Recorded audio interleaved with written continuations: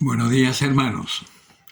Continuamos con San Marcos en el capítulo 11, ya terminando el capítulo, y dice así: En aquel tiempo vuelven a Jerusalén Jesús y sus discípulos, y mientras paseaban por el templo, se le acercan los sumos sacerdotes, los escribas y los ancianos, y le decían: ¿Con qué autoridad haces esto? ¿O quién te ha dado tal autoridad para hacerlo? Jesús les dijo: Os voy a preguntar una cosa. Respondedme y os diré con qué autoridad hago esto. ¿El bautismo de Juan era del cielo o de los hombres? Respondedme. Ellos discurrían entre sí.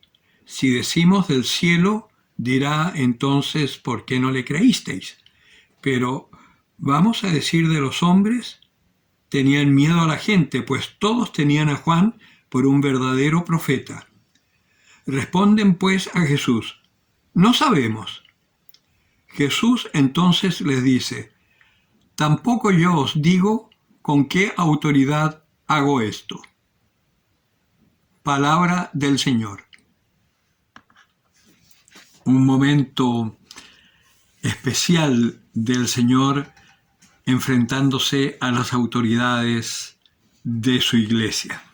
A veces sucede que nos quedamos pegados en nuestras tradiciones humanas y eso nos impide ver la acción de Dios en medio de nosotros.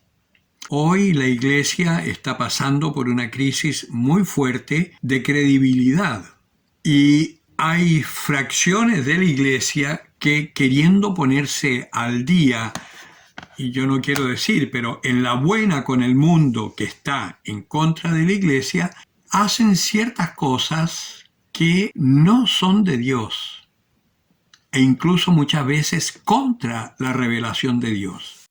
Los fariseos estaban tan metidos en sus normas que no podían darse cuenta qué es lo que estaba haciendo Jesús y por qué lo hacía, porque no podían concebir a un Mesías tan anhelado por ellos que fuese tan común y silvestre.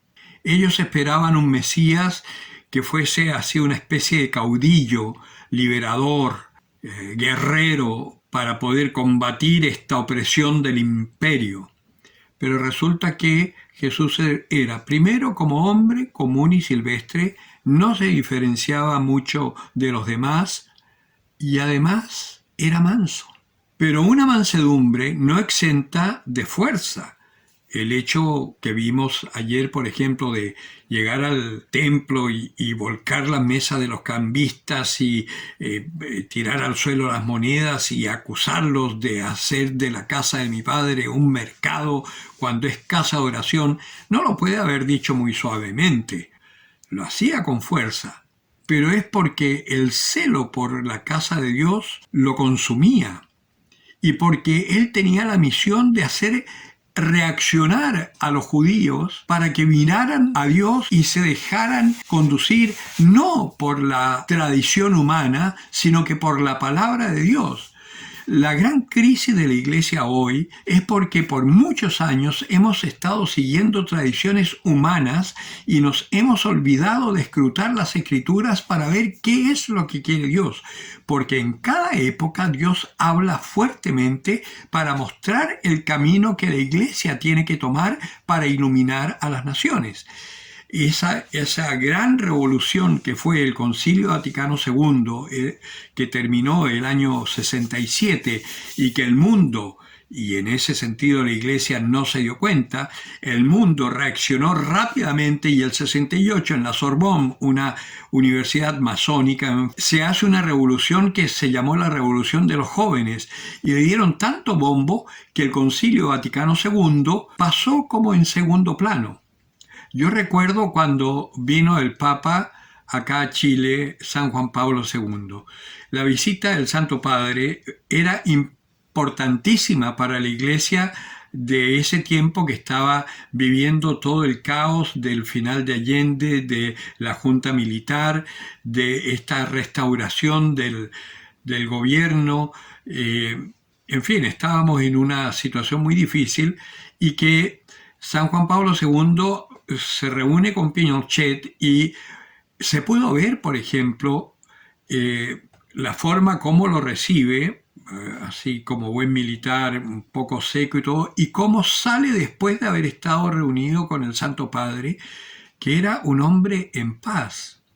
Y lo que hizo a partir de ese momento, la izquierda no lo puede perdonar, porque transformó a Chile, pese a toda la violencia que la izquierda generó para tratar de destruir lo que estaba haciendo, transformó a Chile en la primera potencia de Sudamérica. La palabra de Dios tiene el poder de cambiar el corazón del hombre, y ese cambio fue tan importante que el mundo rápidamente reaccionó y, oh sorpresa, ese mismo año, poco después, en el concurso de Miss Universo, ¿quién ganó? La chilena. Y claramente se notó eso en un diario que publica en la página de atrás, a toda página, dos fotos. El Santo Padre coronando a la Virgen del Carmen en el templo de Maipú y al lado Cecilia Boloco siendo coronada Miss Universo. Y el titular era: el Papa coronó reina de yeso, nosotros reina de carne y hueso. Nada más perverso. Y por supuesto, el paso del Santo Padre por Chile pasó a segundo plano. Siempre hacen lo mismo. Y con la venida de Francisco pasó exactamente igual y se aprovecharon de un desconocimiento de él para andar con un obispo que estaba cuestionado, y con eso se armó una revuelta tal que el paso de Francisco por Chile no fue ni chicha ni limonada. Así es el mundo. Eso mismo hicieron con Jesucristo, porque no pudieron aceptar que fuese Él el Mesías. Y por eso los fariseos furiosos le van a preguntar con qué autoridad hace. Y Jesucristo muy genialmente los mete en una encrucijada. Porque precisamente a Juan Manuel Bautista la gente pensaba incluso que él era el Mesías. Y él decía: no soy yo, el que viene detrás de mí es más fuerte que yo y soy incapaz, no tengo ni siquiera derecho a desatarle las sandalias de sus pies. Y entonces, como son siempre muy ladinos, cuando ven que están por perder, se hacen los suecos y dicen: no lo sabemos. Entonces tampoco yo les digo con qué autoridad lo hago.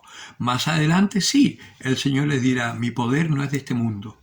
Pero tampoco se dan cuenta. Y sin embargo, Él podía sanar enfermos, dar la vista a los ciegos, hacer andar a los paralíticos, multiplicar los panes. Todas las señales que estaban profetizadas que haría el Mesías, pero no pudieron reconocerlo.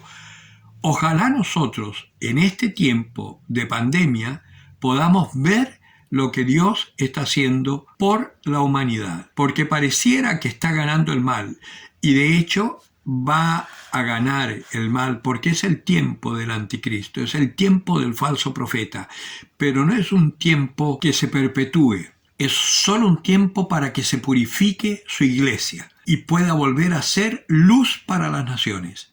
Y para ser luz para las naciones no se necesita una gran iglesia ni una iglesia triunfante. Se necesita una iglesia potente, como un faro. Lo he comentado algunas veces. Cuando fui marino, nosotros navegábamos y nos íbamos guiando por los faros que están en la costa para saber dónde estábamos, a la distancia que estábamos de la costa, e incluso con los cielos nublados, los faros siempre alumbraban, porque es una luz potentísima, pero pequeña. Así tiene que ser la iglesia. ¿Dónde quieres estar tú? ¿En la iglesia o en aquellos que están cambiando las aguas para perdición del hombre? Piénsalo. El que tenga oídos por oír, que oiga.